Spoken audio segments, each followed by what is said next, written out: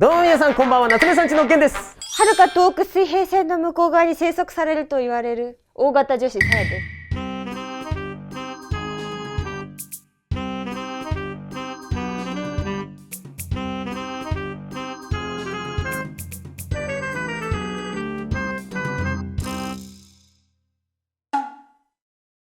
怖いよ、いろいろと。大型は血液型の方です、ね。いいよ、別に巨人みたいな話をしてないんですよ。ということで、はい、今回ですね、ちょっとなんかいつもと違う場所にいるんですけども。いやもうね、どこに飛ばされたのかと思ったら今度はここか。なんでだよ。毎回飛ばされるみたいな前提で始めないで。はい、いやもう僕たちですよ。はい、いつもね、普段は絵ばっか描いてますけど、はい、最近はなんか漫画描いたりとか、木作ったりとか、いろいろしてたと思うんですけども、はい、ここに並んでる漫画ご存知の方多いと思います。ほら、なんかただならぬ気配を感じるでしょ。そう、雄たけびが聞こえてくるでしょ。はい、こちらなんですけども、はい、ヴィンランドサガという大人気漫画なんですが、はい、僕たちもね、以前から読ませていただいてて、はい、こちらになんで並んでるかと言いますと、はい、なんと今回スペシャルゲストに来ていただきました。どうぞ。うわー、うわー、失礼いたします。うわー、ちょっとバサ邪魔。よろしくお願いします。ヴィンランドサガ原作者様の雪村誠先生です。ありがとうございます。ありがとうございます。ほぼ顔が隠れておりますが本人でございます。いやもう本当に、漫画の中から飛び出してきたみたいなの見た目をされてらっしゃるんですが、はい、本日のゲストはなんとアフタヌーンで連載中の大人気漫画ヴィンランドサガの原作者の雪村誠先生にお越しいただきました。雪村先生は2000年モーニングにてスペースデブリの掃除屋を描いた SF 漫画プラネテスでデビュー。そして2005年4月から北欧のバイキングを描いた歴史漫画ヴィンランドサガを連載中。どちらも僕は大学時代からずっと夢中で読んでた作品なので、実は内心大興奮しております。ヴィンランドサガの舞台は11世紀ヨーロッパ、バイキングの少年トルフィンの成長と挫折を描く本当の戦士の物語。弱肉強食のバイキングの世界で紡がれる一癖も二癖もあるキャラクターたちの人生。善悪とは、生きるとは、戦う意味とは。とにかく熱く目が離せないヴィンランドサガの物語は2019年にアニメシーズン1が放送され人気を博しました。そしてついに2023年1月9日より待望のシリーズシーズン2も放送開始。本日はそんな今最も熱い歴史漫画ヴィンランドサガの原作者雪村誠先生との豪華コラボ動画、雪村先生と夏目さんちの意外な接点やヴィンランドサガの裏話、そして1000年前の画材でお絵描きチャレンジなど見どころ満載です。それでは最後までお楽しみください。こちらはね、このバイキングの格好ということで、これどうやってご準備されてるんですか？これは、あちこちに取材に行った先で買い求めたものなどが集まると、だんだんこうなって少しずつバイキング装備が整っていった感じです。だんだんクオリティが上がってきて、なるほどなるほど。撮影部屋にここ入ってきた時に、先生もうこの格好でもうすでにいらっしゃって、しょっぱなが肝心ですね。ありがとうございます。なんでカメラを回してなかったんだ、YouTuber のくせに。本当よ。でも後悔したわけなんですけども、そしてなんで今回雪村先生がとねコラボさせていただけることになったかというと、そもそもちょっと一個きっかけがありまして、もうなんと雪村先生のお子さんがうちを見てくださっていると。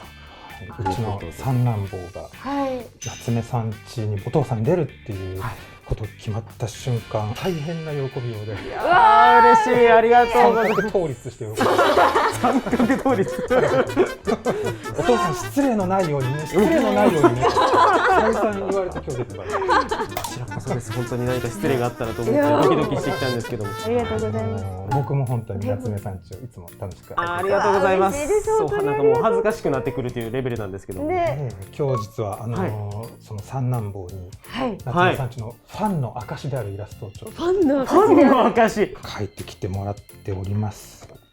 あら、これは弱き心。木村先生の口から弱き心って聞けると思わなかった。弱き心にナピメに銀ざらしまで書いてくれてる。銀ざらしまで書いてくださってる。ありがとうございます。しかもちゃんとナピメのような哲学プリンになってる。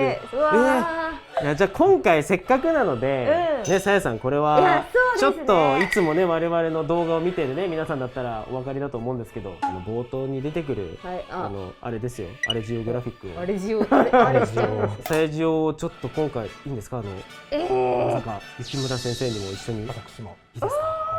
じゃあこの辺にバイキング書こうかな。うわー、もうめちゃめちゃ収めてるやつらみたいになっちゃってもう艦隊率いるもう冒頭から何かもう見どころ満載になってしまうんですが、では早速書いていきたいと思います。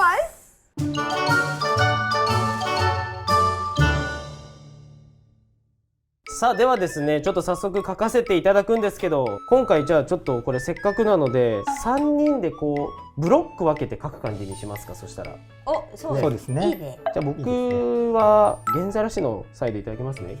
やっぱり海にいた方がいいんじゃない、こうやっぱり原ざらしアザラシにやっぱりそうですね。ちょいバイキングはアザラシ捕まえて食べてましたね。そうなんですね。よく捕食される側間違いなくそう食べられる。しかも諦めきってる、楽しかったっていい人生だった。後悔がないタイプの顔してるこんなに可愛いの書いてもらった手前なんか申し訳ないんですけど。大丈夫だよ。おお喜びます。すごい。うちの三男坊にね、この絵源さんさやさんが何か書いてくれた後のやつを僕もらえるんだよね。もう4回くらい確かめられます。多分そうじゃんって。いやもうぜひ期待しないで待ちなさいよって。はい、じゃあすいません、ちょっとこんな感じで。かっこいい。かっこいい。ありがとうございます。じゃあさやさん、ちょっと僕のこのすごいよ、ほら戦うんでしょうね。今からね。ね、こいつは食われるかもしれない。やっぱ当時のバイキングたちは海に対する恐怖とかもやっぱあったわけですよね。ありましたね。とにかくもう海の神様のご機嫌を損ねることが一番良くないことでしたね。だからあるバイキングが船で旅に出てすごい嵐になっちゃって。何が神様の気分を悪くしたんだろうって、とりあえず一緒に乗ってたキリスト教の僧侶を海に放り投げてみたんです。それ試しにからそれなんですよね。そしたらたちまち止んで、やっぱりな、とにかく何を犠牲にしても神様に怒られることだけが怖い。でもそもそもだってバイキングたちが戦う理由もそれに近いものがありますもんね。バルハラに行くみたいなね。しいたけね。今なんて言った？これすごい大事なことの間になんかすごいバルハラの話より気になっちゃった今、ごめん。テントウムシ。かわいい。ムキムキ。ゲイさんがこうやってまあなんか罪を感じてきた、だんだん僕のこうやって来てくれたから私もこうやっていこうかな。こんなことしちゃったからこいつが出てきちゃったんだとね。そうそう、キリミンガルドで。キリミンガルド終始うるさいなっていう感想が出てクリスマスツリーズ中から生やしとこう。すごいいいことあるよ。自由だな。いいことあるけどね。さやさんだな。このバイキングの世界観でたやすくクリスマスツリーを出すというこの単理。そう、さっきキリスト教徒海に捨てられたって言われそんな話をしているのにツリーを生やしてくるって。これここまで書いたでしょ、ゲイさん。私もこれ海にするからさ、ザバーンザババーン書いとこう、ザバーンって。絵で伝えろよ、そこは。9番。クラーケンまで入ってきた。クラーケンって9番あるんですかね。あるカニだからカニじゃないよ、クラーケン。もうダメだ。めちゃめちゃだな。めちゃめちゃ。よし、オッケーです。なんでつくし生やしたのよ。なんで波からつくし生やしたの。オッケーですじゃないの。はい、というわけで。じゃあさやさんまでできました。ありがとうございます。ありがとうございます。クリスマスツリー飾ってないわ。後でちょっとお子さんに書いていただいてそうね、完成する。ここが自由。お前がここを完成させるんだと。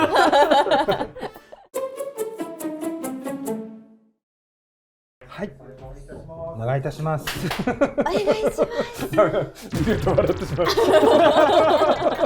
しかも中には全然関係ない生き物ですね。本当にテントウム、ムキムキテントウムシのね、椎茸が住んでる。テントウムキ。あ、名前がついた。あーすごい。なんかでももうバイキングが現れてくる。ね、なんか持ってるよ。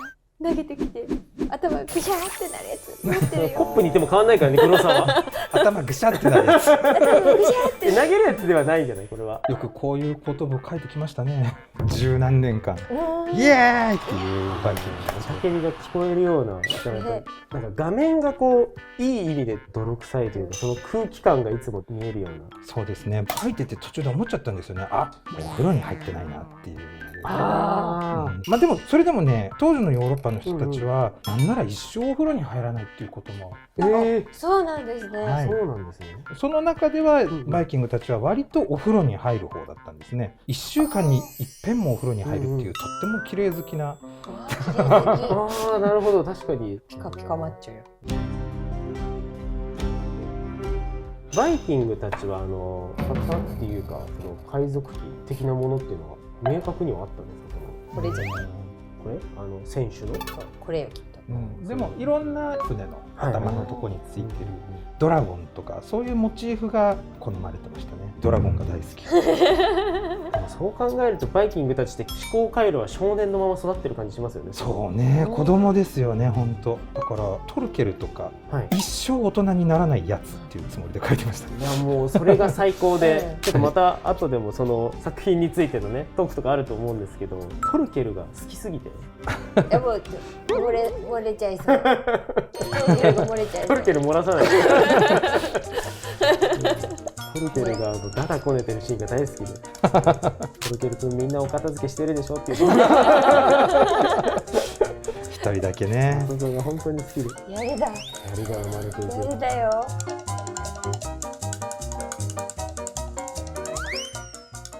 すごい、ありがとうございます。ありがとうございます。ありがとうございます。さあということで完成しました。はい。まるでなんか今回の作品が完成したかのようなまだオープニングです。じゃあまずはこちら見ていただきましょう。せーの。うわー、なんかすごいもう賑やかに、雄たけびが下からこう聞こえてくるんですけど、いやもうこれ奇跡のコラボですよ。真ん中に「ビンランドサガ」って書いてあるけど緊張感のかけらもない文字でなんか息子さんに書いていただいたこの可愛い我々のねこのキャスラーを、弱き心がバイキングを従えて権力を手にした瞬間、弱き心軍。大丈夫かな、権力は人変えますからね。弱き心の人が軍を持ってはいけません。確かに確実に王冠の力に飲まれる、ということで今回やっていく企画はこちら。1000年前の技法、羊皮紙に羽ペンで絵描いてみた。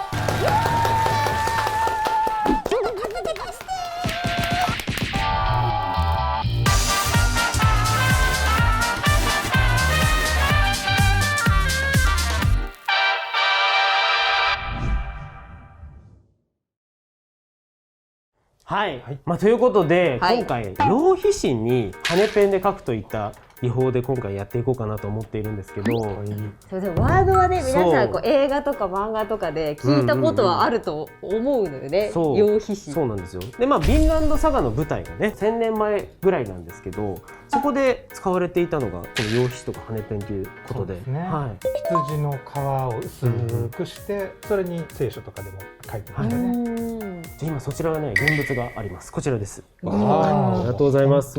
紙ですね。すごい紙だ。パッと見た感じ普通の紙に見えるんだけどね。和紙のはい、ちょっと硬めの和紙って感じ。羽ペンとか羊皮紙とかって使った経験とかってありますか？木村先生。ないです。ですよね。初めての体験。いい経験させていただきました。これちょっと楽しみですね。僕たちも羽ペンも羊皮紙も使ったことがないので、皆さん初チャレンジということで頑張っていきたいと思うんですが、ではこちらのね羊皮紙に今から書いていくんですが、その今回羽ペン、なんと自作ということで羽ペンを今から早速作っていきたいと思います。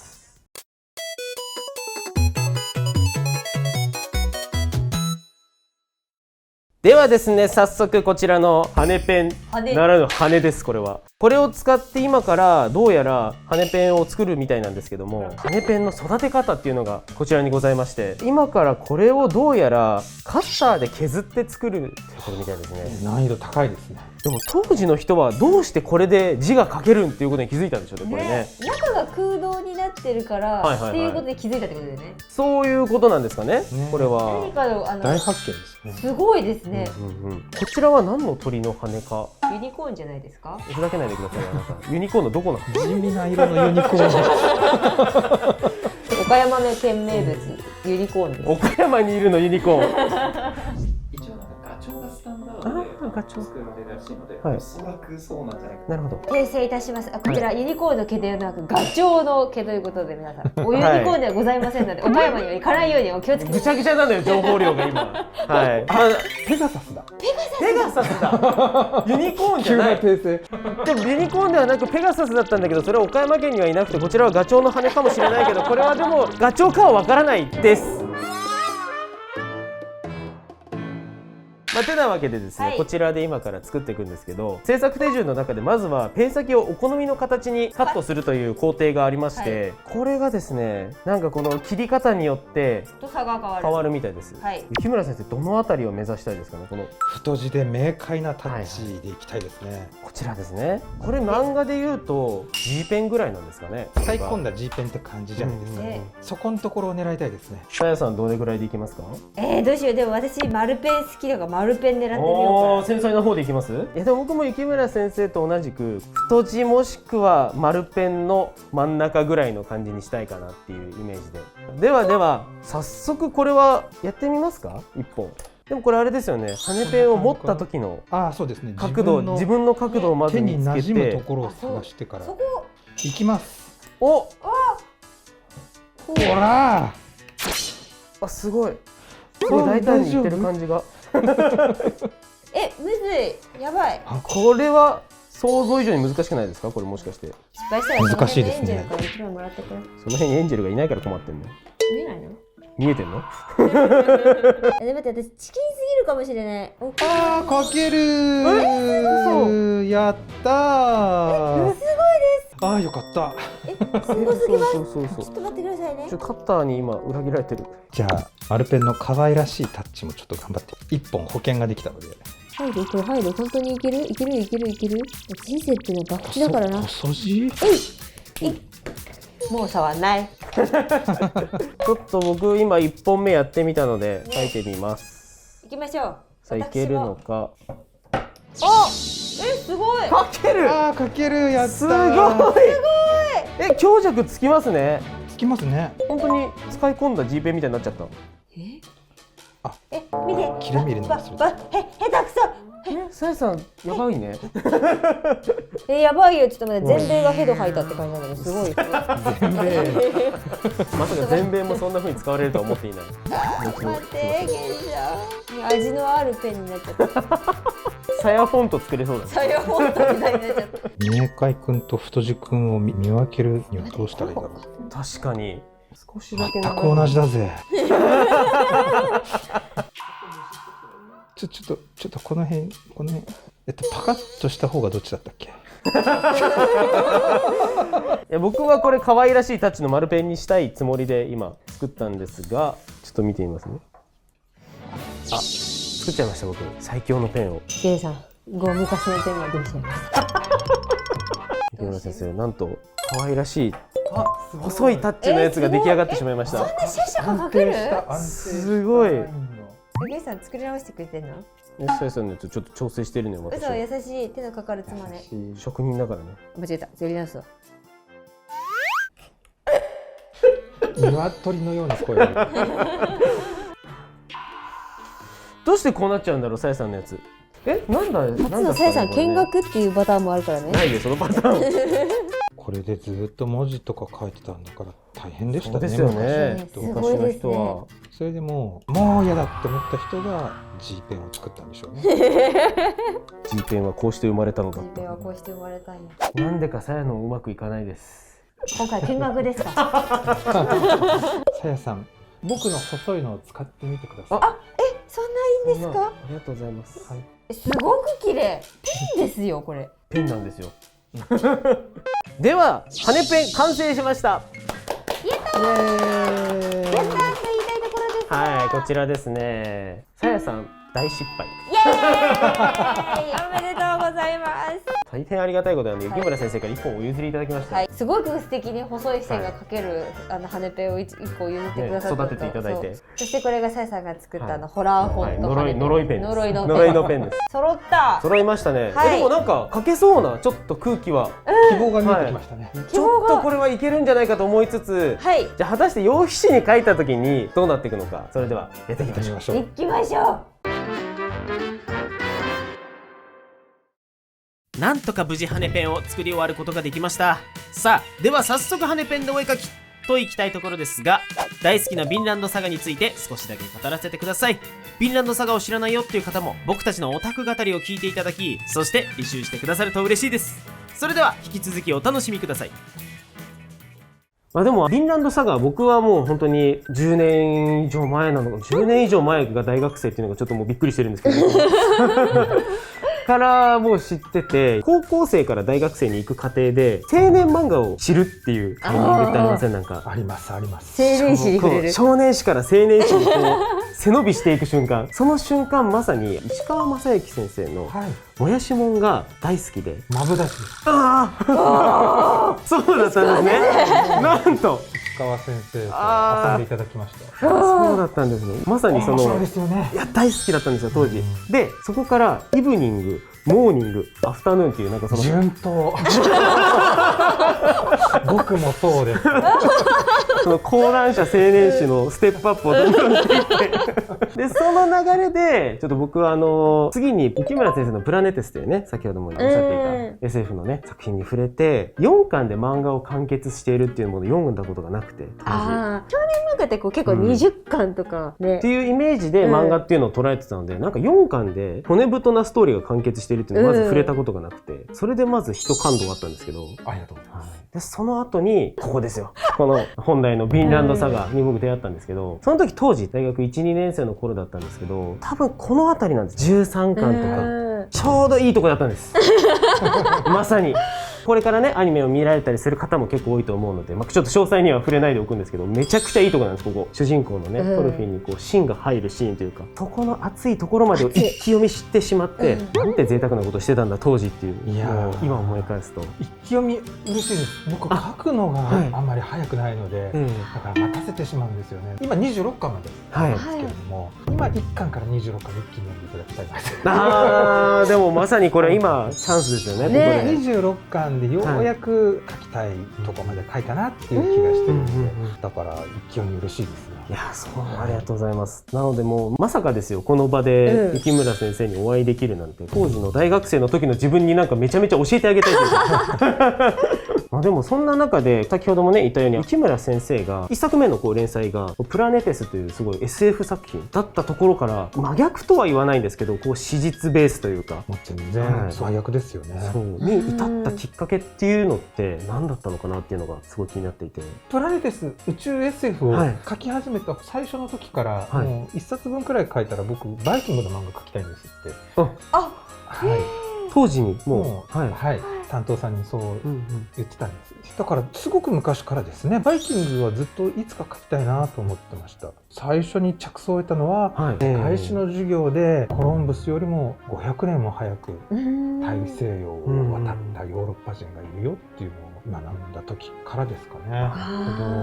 歴史の授業で学ぶのってコロンブスがイメージくっついてしまって、その前のフィンランドサガのね登場人物でもあるそのレイフ・エリクソンが本当は初、ヨーロッパ人では最初にアメリカ北米大陸に上陸した人だというふうに言われてますね。あ、表紙に書き忘れちゃったレイフのことこの人ですって今言おうと思っておっちゃんいなかった。おっちゃんがもう一回読めばねすぐに出てくるのでなるほどなるほど。じゃあもうずっと温めてた作品というかテーマだったっていう。学生の頃からですね、いつか書いたらと思ってました。それはもうなんかそのバイキングっていう人物像が種族ではないですけど、その男たちがやっぱり気になっていたっていうところなんですかね。そうですね、バイキンクの時代、そのもう斧持ってわーってよそに散って金目のもの出せ、あの時代にヨーロッパでそういう荒らし回ることをしないで全然反対の大西洋の向こうへ、当時大西洋よりあっち行くと海がなくなってわーってこう世界に、そういう時代ですよね。もうこっから先はないっていう、そう思われていた時代に、いやあるねって言ってこう大西洋を西の方へ行ったわけです。他のバイキングたちと全然行動が逆だったわけですね、この主人公。それが大変興味深いましたね。みんな有名になりたい、強くなりたい、お金持ちになりたいと思ったらヨーロッパで暴れる一択のはずなんですけど、この歴史上の人物トルフィン・トールズソンという男はなぜか真逆の大西洋横断の方を選んだ。これがやっぱりなぜだろうと思った。それが一番最初に彼に興味を持ったところですね。ありがとうございます。今回この企画でね、また改めてこう読み返させていただいたんですけど、好きなキャラってなんだろうなっていうのを考えた時に、やっぱりトルフィンだったんですよね。僕たちこう読者視点で言うと、ずっとこの一巻のこのね表紙のこのトルフィンの成長を追っかけていくので、雪村先生ほどじゃないにしてもなんか親のような気持ちになってしまうんですよね。なんかいいことがあって本当に良かったっていう気持ちになるし、このトルフィンっていう人物が逆境に立たされて善と悪みたいなところとこう揺れ動くというか、葛藤していくっていうのがまさにこうずっと描かれているので、僕はトルフィンが一番こう好きなキャラかなっていうのは。ありがとうございます。大事に書いてまいりましたので嬉しいです。ありがとう。もう生み出していただいてありがとうございますっていう気持ちなんですけど、あとはすごい個人的な趣味な方になっちゃうんですけど、僕アンがめちゃめちゃ好きなんですよね。アンちゃん。はいね、まあかわいそうな。もうなんか刺さるというかってなっちゃって読んでて、そしてアニメもまたすごくて、あそこ。ありがとうございます。アニメすごかったですね。シーズン1ですね、そちらのね。14話。いやー本当にもうなんて言うんでしょう、アニメの薮田監督が雪村さんこれ出色の出来だったろうなっていうのをちゃんと組んでくださったんですよ。じゃあアニメでも頑張らなきゃっていうその気持ちが伝わってきて嬉しかったですね。あれはすごくて、僕天才じゃなかろうかと思いましたね。アニメ切った時にもう本当に。さやは何が好きなのかなっていうのをちょっと最近こう一気読みして。新鮮ですね。そうなんですよ。まあトルフィンはもう当然もすごい好きだし、さっきも言ったんですけど、私悪いことをする人たちの話はあまり触れてこなかったんですけど、勝ったからこそなんかアシュラとかすごく好きで。なんていうんですか。悪い男ですよ。いやすごい悪い男。悪いの。すごい悪い。こいつですこいつ。こちらのね8巻の表紙になりますが、すごい悪いんですよ。悪いんですよこいつが。デンジンが嫌いだって言ったし、もう超好きで。自分の部下たちなんか本当は嫌いって。悪いこと平然とするし、でもそのお母さんから話してたことをずっとこう信じてたというか、本当になんか清濁合わせ持つってこういうことなんだろうなっていうキャラクターで、ずっとなんか何するんだろう、何喋るんだろうっていうのがずっとなんかこう緊張感持ちながら読めたのがアシュラットだったので。ありがとうございます。とっても悪い男なんですけどね。本当に悪い。念押しするけど。でもやっぱりそのさやさんのようにアシュラット好きだって言ってくださる方大勢いてくださって、人の魅力って善悪だけじゃないんだろうな。それはすごく思います。漫画のキャラクターでこういうキャラクターっていると本当に面白くなるんだなっていうなんか変なこうどちらかというとなんか創作視点になっちゃうんですけど、何をしでかしてくれるんだろうというか、読者がドキドキしながら待ってしまうそのアクションを、そうですね。そういうキャラクターなんだなと思って、普通やっちゃいけないことを平気でやるやつって怖いですよね。怖いですね。もうあそこからのトルフィンのナイフ落ちるからのシーズンはここで終わりかいって。あれアニメ派の方結構苦しいなと思いました。もうあそこから待たされちゃうんだっていう。この後引きずられていくね、トルフィンのあの後がわからないっていう。本当そうですね。ああよかったって言われ方じゃないですからね。でもなんかあの漫画のシーン、最後トルフィンの今までのね旅路というかが見開きで表現されてるじゃないですか。あれをアニメのシーンでこうなってたんだっていう感じで、なんかこうそれもまたなんかこう原作派とアニメ派っていうところで違いがあって面白いところなのかなというか、アニメだとナイフにこうキランと走馬灯に映ってくみたいな、あの演出がかっこいい。あれもまたかっこよくて、本当にアニメの内容には全然何にも何か申し上げるってことがない。ちょっと質問をされたら答えますぐらいのところなんですけど、だからもう本当にアニメオリジナルの演出とかストーリーの部分とか全部監督や脚本家さんのものでございます。僕ノータッチだからすごいなと思いますよね。ああいうアニメでなきゃできない演出とか、ナイフが落ちてるあの静寂もすごい好きだったんですけど、一枚こう見開きでこうバッとこう今までのやつが見た後にペラってめくったらもう何にもない静寂がそこにあってみたいな、鳥肌立ってきた。いっぱい原稿コピーしてこうあハサミで切って手作業なんですねあれ。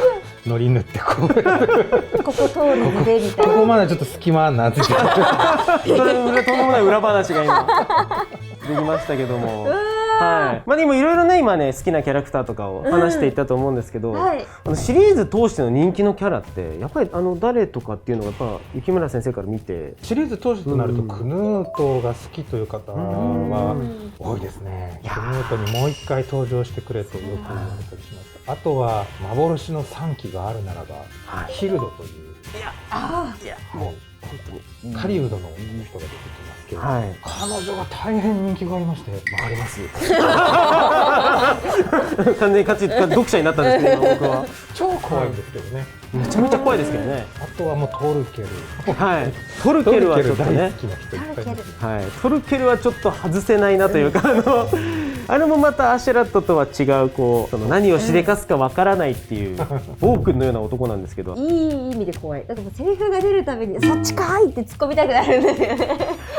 精神年齢7歳のまま50歳でもこうやってねいろんなキャラクターが登場していくヴィンランドサガなんですけども、シーズン1ではトルフィンの旅立ちというか、最初からね始まってまさにこうプロローグ的なところで終わるというか、シーズン1とシーズン2でキャラクターの差というかそういったところってどうなってくるんですかね。シーズン1に出てくる登場人物はやっぱり戦うことを運命づけられている、戦争が舞台でしたから、そういうキャラクターが多かったですね。戦いたくないと言ってても戦わざるを得ない。シーズン2はそうしたどちらかというと日常は戦闘のないのんびりした農村になって、戦闘の日々が非日常になります。だからそういう意味で生きるということとその戦うということの比重がシーズン1と2ではちょっと違いますね。本当にだからこう戦い同士のトルフィンが、ある意味戦う理由を失っていってしまったっていうのがやっぱりキーだったと思うので、敵があんなことにちょっと一応ぼかすんですけどとんでもないシーンがシーズン1の最後にあるんですけども、でそれでガラッとねこう奴隷になって今まで虐げてきたような人たちの方の踏み潰されてきた人たちの方の視点に立ってっていう形ですもんね。本当にトルフィンにはそれを経験させたかったですね。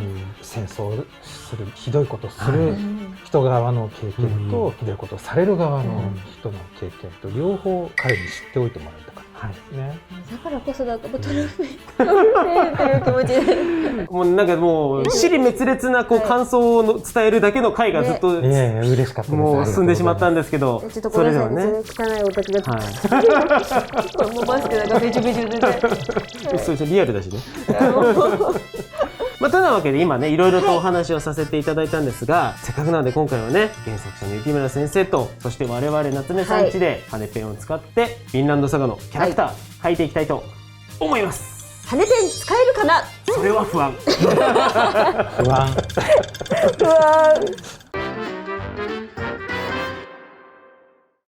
さあではいよいよ先ほど作った羽ペンを使って絵を描いていくんですが、怖いですね。ちょっと怖い。なんかね両皮紙いっぱい無駄にはできない。両皮紙はこうインクでキュッて間違えちゃったと思ったら乾くのを待って、カッターなどでそこを削ると。そうなんですね。思い出したすごいいい情報いただきました。ありがとうございます。なるほどなるほど。じゃあ訂正が意外と効く紙ということですね。割となんとかね。なるほど。さあではですね今から描いていくんですけど、キャラクターなどはどうしましょうか。俺トルケル。大好きですトルケル。やばい、生トルケル。生トルケルが見れてしまう。プルプルツヤツヤのトルケルよ。これは楽しみです。プルプルなやつを。ありがとうございます。プルプルなトルケルって語感いいな。なるほど。じゃあ僕はクヌートでいきますね。お、はい。もうそれでこそもう大きく変化する。2期になってまた大きくこうビジュアル的にもね、内面的にも変化する。めちゃめちゃ変わった2人ですからね。ちょっと今回恐れ多いんですが、クヌートを書かせていただこうかなと思います。頑張ります。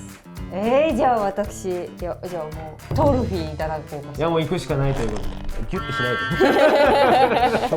少年枠はもう。少年枠。今日先生とお会いした時にさやさんに少年枠を譲りたいというお話をいただいたので、なのでね、そう私は一期のねトルフィーを書かせていただこうと思います。さあそれでは早速やっていきましょうか。行きましょう。うわ。では行きましょう。はい。用やっ品てみます。スタート。表裏ちょっと質感違いません？そうなんですよね。こっちがつるんつるんで、こっちが少しザラザラです。多分つるんつるんの方だと思うんですよね。そうですよね、きっと。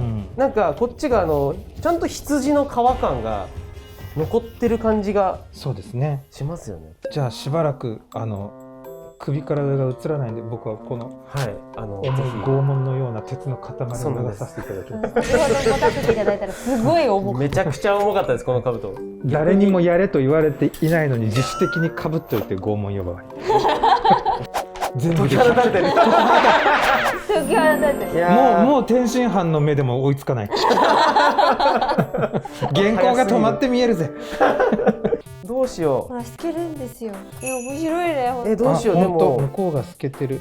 これ1枚おいくらするのかしら。1枚どれぐらいのものなんでしたっけ？1枚6000円ぐらいです。よかった。1枚6000円？1枚6000円？びっくりですね。思ったより高かったですね。6000、ジャニーズマジで。急に手入れづらくなってきた。ね、羊ちゃんがこのためにですよね。そうですよね。まあそうですよね。あ、すごい乗る。滑らか。そうなんだ。なんかまだ反応してるんだけどさ。帰ってください。なんか緊張するじゃん。わかる、すごく。6000円だよ、ゲイちゃん。野口屋の樋口だよ。やめろよ。野口と樋口で換算するの。ちょっと顔大きくいきたいですね。ちょっと僕は。この凛々しさを出していきたいというか。ぜひまつげはバシバシでお願いしますね。何人のバイキングをそのまつげで倒してきたこと。まつげで倒さないで。やめて。嘘さがやめて。まつげの風でですか。バフーですか。よくそんなことが言えるな、雪村先生の隣で。私もそう思う。こんなだったっけ。だったような気がするんだよな。確かに最近出番としてはヨーロッパに置いてきちゃった。でも答えは見ないぞ。作者だもん。作者がうろ覚えで書いてみたってなんか企画になってきた。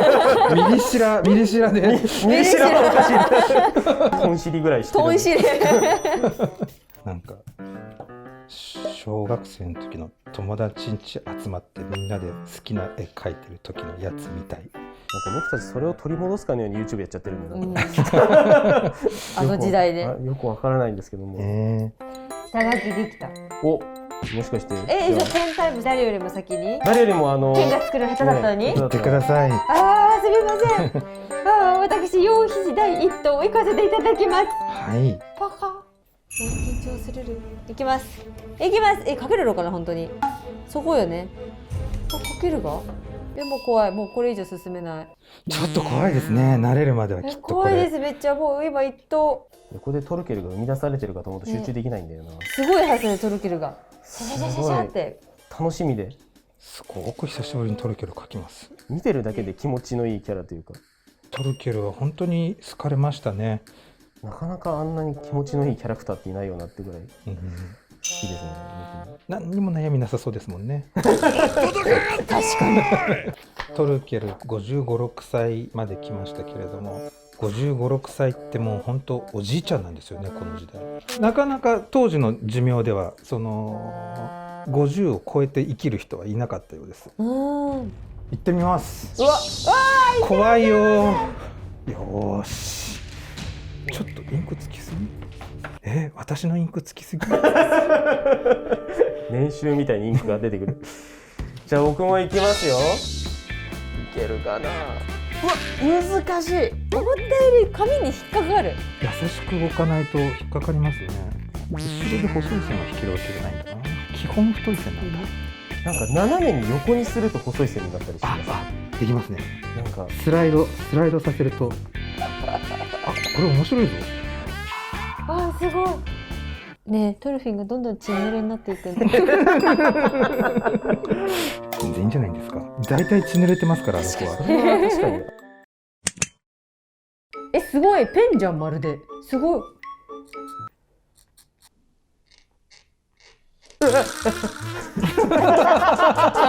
面白い。この仕事面白い。ついに。危ねえ。まだ乾いてないとこ手でこすっちゃったかなってイメージ。あるじゃないですか。ある。アナログあるあるですね。ねえ、クリスタって線引いたとこすぐ乾くじゃないですか。乾きますよね。速乾性ですよね、あのインクね。すごい速さで乾くんで。すごいんですよ、あれ。油断してましたよ。爆速。そうだ、このだんだん手を置く場所がなくなる感じ。そう、アナログってこう。ペン先のコントロールめちゃめちゃむずいですね、これ。むずいですね。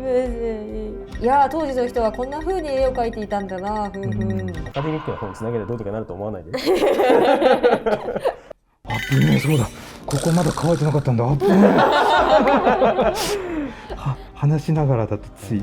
その笑った表紙に今ねやっちゃったんですよ。ピンっつって今前髪に弾けましたよ。なんかありとあらゆるスリルが。気が抜けねえぜ。常に悲鳴が上がるお絵かきなんだこれ。我々さらにこの雪村先生の横で雪村先生のキャラを描かせていただくっていう二重のドキドキ感がずっとあるってこの。すごい。私ドキドキしてる。いや使わないで。違うそれは違う絶対。なんか恥ずかしい。使いどころが違うそのセリフは。僕の中の女の子の部分をいじられたような。このおじさんの中にいる女の子。僕雪村先生の描く女の子全員刺さるんですよね、性格が。その何を描くわけでもないのに昨日ずっと iPad にあんちゃんの落書きしてて。すごい僕女の子苦手意識があって。そうなんですか。だって女の子の気持ちがわからないじゃないですか。確かにじゃないですかって同意を求めますけれど。それはそうですね。僕もわかんないです、女の子の気持ちは。ささんはわかりますか、女の子の気持ち。私以外の人間なんて誰一人わからない。そう、まさにそれですね。まあそうだよね、結局。これダメだ。ふっとくなっちゃって書いてるうちに。一度削り直しましょう。なるほど、そっか、そういう選択もありですよね。机に書いちゃった。確かに。筆圧って結構強い方ですか。ごめんなさい。すごい今声出ちゃった。今日一番いい悲鳴が。カッターで削ってフォローをするというのをちょっとやってみましょう。おお。ちょっと言ってみますね。ほうほう。ははーん。大丈夫。リカバーできます。すごい。削ってのリカバーが可能のようです。そんなになかなかないですよね、緊張感を持って書くこともなんかないですね。すごい緊張しますね。おやだいぶ気合入りましたね。よし。長い曲線が引いておりました。はい。目か。このペンで目をペン入れする？引くか。マントが邪魔。本当作画中ってマントが邪魔ですよね。そうなんですよね。作画ある漫画家あるある。漫画家ある。すっごいテーブル汚してる気がするんだけど、ちょっと申し訳ないです。僕もです。インクは製図はまあ水で落ちますが、おばあちゃんの知恵袋的にはどうしたらいいんだろう。おばあちゃん、机にインクがついちゃった。舐めるんじゃよ。ベロベロ。強引だな。買い替えな。おばあちゃん。普通に金で解決しようとしてくる。金で解決。やめてそのアザラシの鳴き声みたいな。アザラシ知らないけど鳴き声。コアラの鳴き声って可愛くないんですよね。そうなんですか。可愛くないですよね。共通認識それ。知らないの、ゲンさん。やだ。遅れてる。そう。コアラの鳴き声マウント捉えたら初めてですよ、僕人生で。再現しますね。そんな。本当に可愛くない。本当に可愛くない。確かにそれは可愛くないですね。バイキングという荒くれ者たちの選択肢が頭の中に出てきてからは、海賊ってやべえやつらなんだなっていうのが改めてというか認識した感じですね。なんかこう少年漫画的フィルターがやっぱ通ってる海賊しか知らなかったので、本当に小学校中学校はちゃんとバイキングという荒くれを認識したので、やっぱヴィンランドサガからだったので。ありがとうございます。僕も正しく認識を広めているかどうかは分かりませんが、ただバイキング最大の特徴としては、海賊って仕事というか属性というか職業というか、そういうものじゃないですか。でもバイキングの場合は民族なんですよね。ああ、そっか。ノルドの。そうです。民族的なその習慣特徴として、男はある程度の年になったらよそへ行って品物を奪って人を殺しておいでって親に言われるんです。そう考えるとすごい世界観ですよね。そうですね。そう善とか悪とかの話じゃないってところが文化っていうのがなってます。ということで完成しました。イエーイ、やった。やっと終わりましたね。終わった。悲鳴だらけでしたけどこんな感じになっております。せーの、ドン。おお、かっこいい、すごい。じゃあちょっと見せていきますか。じゃあ端っこの私から、はい。こちらさやさん描いたトロフィー。じゃーん。ちょっとなんかあんま強くなさそうなの。そうね。こう心が出ますね、書き手の。トロフィーなんか羽ペン持ってます、もしかして。あ、そうか、全部羽です、羽。だから羽が散ってるのね。そうそう、ナイフじゃなくて羽にしてみました。なんか聞いてますね。さやさんあんまりこう目つきの悪い感じの。あ、そうね。あまりね描かないので、これは楽しかったです。ありがとうございます。ありがとうございます。すみません、なんかもう先生の前で主人公を書かせていただいてしまって。そしてですね、僕のクヌートこちらです。せーの、闇を背負っている。こんな感じでございます。目力。クヌートといえばやっぱ目力。そうね。結構このギュンというなんか何を考えているんだろうっていうこの目が好きだったので、ちょっと思いのほかぐるぐるになっちゃってますけど、ちょっとドキドキでした。ちょっと横で書かせていただいたんですけど。ありがとうございます。これはシーズン2でもね、絶対注目のキャラだもんね。そうですね。シーズン2クヌートは。なんて言ったらポスターでさ、ほら、トロフィーとツインみたいな感じで書かれてるぐらいだから。そうなんですよ。こうちょっと同一人物なんで若干見えないんですけども、すみません。はい、ありがとうございます。ありがとうございます。いただきました。そして木村先生のトルケル。こんな感じ。うまい。当たり前なんです。ごめんなさい。めっちゃ綺麗。すごい綺麗。僕割とトルケル描くの得意なんですよ。唇で一番トルケル描くのがお上手な方。裏から見るとデッサンの崩れが。全然めちゃめちゃすごい。本当に同じペンで描いたのかなっていうぐらい線がすごい綺麗な。いやー、手こずりましたね、ペンね。ペンすごかったですね。トルケルのこの狂気が伝わってきますね。近寄りたくないです。ありがとうございます。ありがとうございます。よかった、描けた。ほら、工房筆を選ばずってやつですね。まさに。いやもう本当に。まあでは今ね、羽ペンで書かせていただいたわけなんですけども、本当に良かったです。しかも生トルケル。生トルケもプルプルだよ。プルプルを。でヴィンランドサガについてもいろいろとお伺いしたいところであるんですけども、雪村先生がそもそも漫画家になったきっかけっていうのもお伺いしてみたいなと思って。僕漫画家になりたい、なるぞと思ったのは16歳の時です。高校1年生でした。高校入ったらまあ成績が悪くってまあ本当にとんでもない、もう同級生が300人近くいる中で下から3番目とか、学校も嫌だし、学校がもし社会の縮図だなんて大人の人はよく言うけど、だとしたらこれ厳しいなっていう。なるほど。確かに、僕みたいな出来損ないは厳しいまんまやってくのはちょっと辛いんで、だったら同じ厳しいんだったら好きなことやって厳しい方がまだなんとかなるかなと思い立ったのが16歳でした。なるほどなるほど。でも本当になんか今の作風というか書かれてる漫画ってすごいなんか知的というか、変な話、頭が良くないと書けないものを書いてらっしゃるので勉強は興味があるないっていうところだったのかなっていう感じなんですけど、やっぱり自分の好きな勉強はしますね。勉強しなくていいじゃん、絵描いてりゃいいじゃんって思って漫画家になったんですけど、意外と漫画家勉強必要でしたね。いやフィンランドサガを見てるともうどうやってこれの量を取材しているんだろうっていうのもなんかこう気になってしまったところではあるんですけど。そうですね、もう頑張りました本はよく読みました。なるほどなるほど、ありがとうございます。ありがとうございます。漫画家あとはなってよかったなと思ったこととか、特別苦労したなっていうところとかって。もう良かったことは、もうこうして漫画家だということを考慮に入れて皆さんが付き合ってください。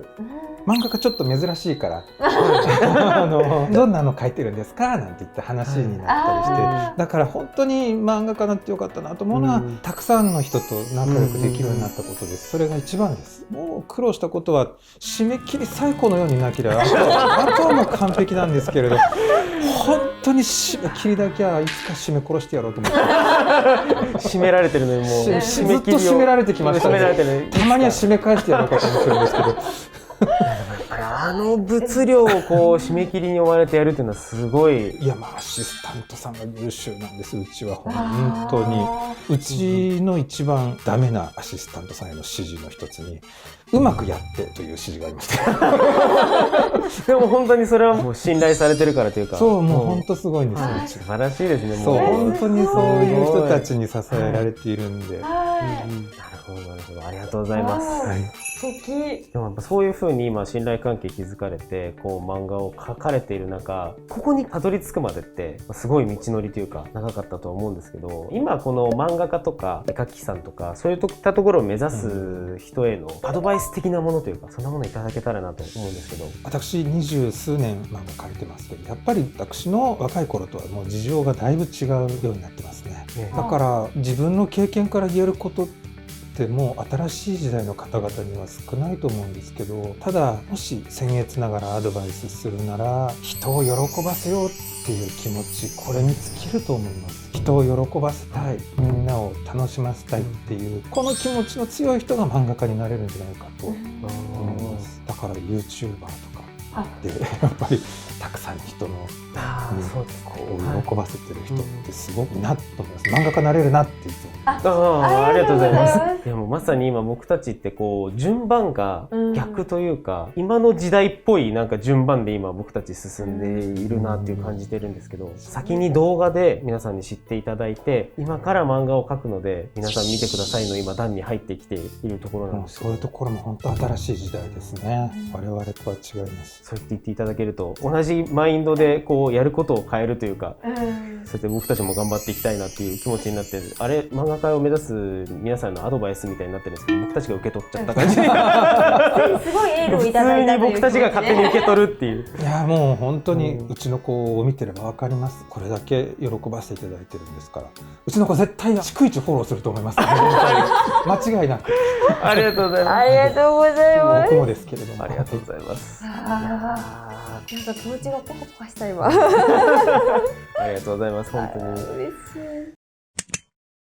いやいよいよシーズン2が始まるということで、木村先生からシーズン2の見どころをちょっとお伝えいただいてもよろしいですか。はい、はい、シーズン1は始終戦いが展開され、大変な血生臭い物語でありましたが、やはりシーズン2の最大の見どころというのは一転して戦闘ではない物語の展開が広がることです。ガラッと変わるということ、そこに一番注目してもらいたいと思います。何せ主人公が毎日麦を作ったりしてるあれ剣は剣からクワにとクワに変わり、本当によくアニメにしてくださったなと。僕は本当にシーズン2にも僕の書きたいことを目に入れたような、そんな気持ちでいるんですけれども、でも戦いがないとみんな見てくれるかなみたいな気持ちもちょっとあったんですよね。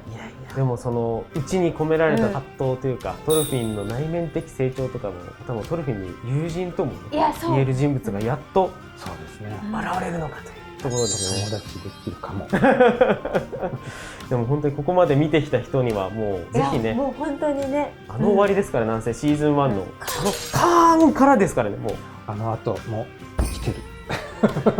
でもまさに生きるっていうところが込められているっていうような感じですよね。ありがとうございます。いやもう本当にシーズン2がますます楽しみになるっていうところなんですが、テレビアニメヴィンランドサガシーズン2は東京 MX、BS11 他にて毎週月曜24時30分から放送予定です。シーズン2第1話の放送は来週1月9日月曜日からお見逃しなく。お見逃しなく。はい、お見逃しなく。楽しみでございます、本当に。そして各種配信サイトですね、Netflix、プライムビデオほか各配信サイトでも配信予定でございます。詳細は番組公式サイト概要欄にありますので、ぜひどちらからご確認ください。私が原作を書いております漫画のヴィンランドサガも毎月25日発売、月刊アフタヌーンで現在連載中でございます。すでに26巻出ております。今一読みするのが一番いいんじゃないかな。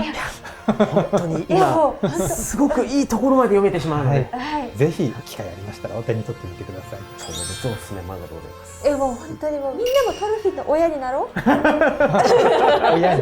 親になる。そう本当の親御さんの前で言うのもあれだけど、こう見てるとなんかよかったねっていう気持ちになるので、ぜひガッと読んでいただきたい。本当に今一気読み推奨の漫画ということになっております。これからもヴィンランドサガ原作もアニメも楽しみにしてますので、ありがとうございます。お体に気をつけて本当に頑張ってください。お互いに。あとご家族の皆さんも本当にありがとうございます。ありがとうございます。絵も協力していただいて、それでは本日スペシャルゲスト雪村誠先生でした。ありがとうございました。ありがとうございました。